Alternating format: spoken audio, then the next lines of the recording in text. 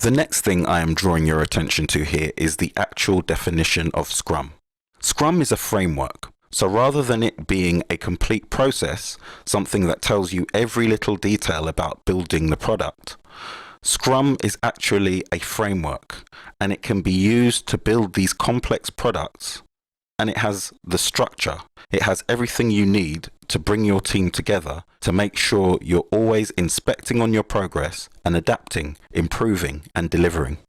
That's the main thing, delivering often. But what it isn't is the answer to every single problem.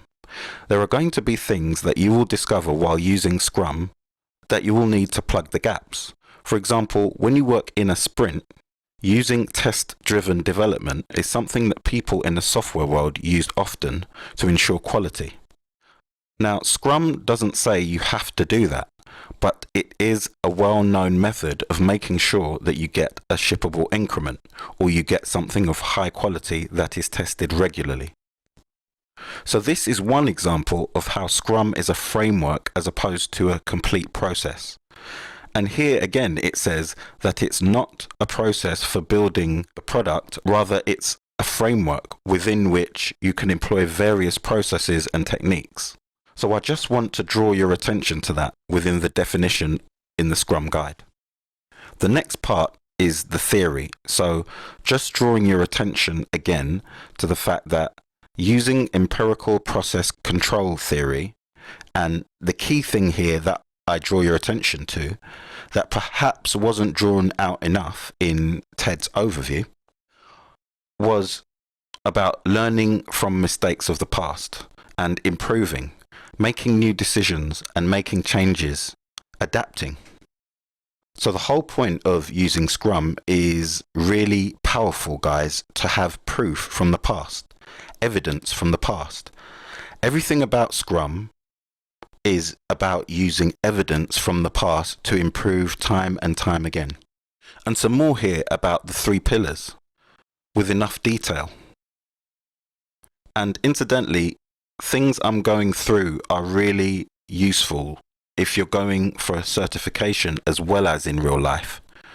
I've drawn attention here to the fact that when a team does a recap, transparency is about being really open and honest as a team. Admitting that when something is done, that it really is done, that there is nothing else to do.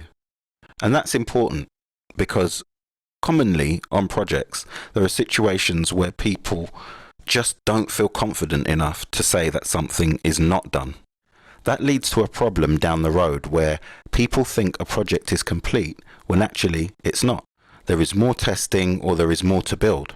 That's why I've drawn attention here to the fact that the team should share a common definition of done. So typically that can be things like saying that a product is not done and complete at the end of a sprint unless whatever you build is fully tested, all of the tasks are complete, it matches the original designs, things of that nature.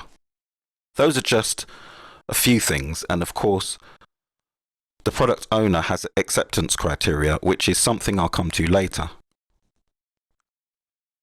Next, I've drawn attention to inspection. So inspection was one thing I didn't draw out, or I didn't ask Ted to draw out in the video. Inspection shouldn't be so frequent that it gets in the way of the work. So in other words, if you were to have a sprint and you were going to make that sprint daily, there probably wouldn't be enough time for a team to build up enough momentum in the direction of completing that piece of work. So it's getting in the way of actually doing the work. Whereas what I found is a week often has been too short. You know, depending on the project, a week may be absolutely fine. But often in my experiences, it does need to be based on your experiences after all. A week has been too short a space of time to build up momentum, whereas 2 weeks has been perfect. This is just saying one of the things I want you to do is to realize that setting the sprint length is very important, because that is the time at which you inspect at the end of a sprint.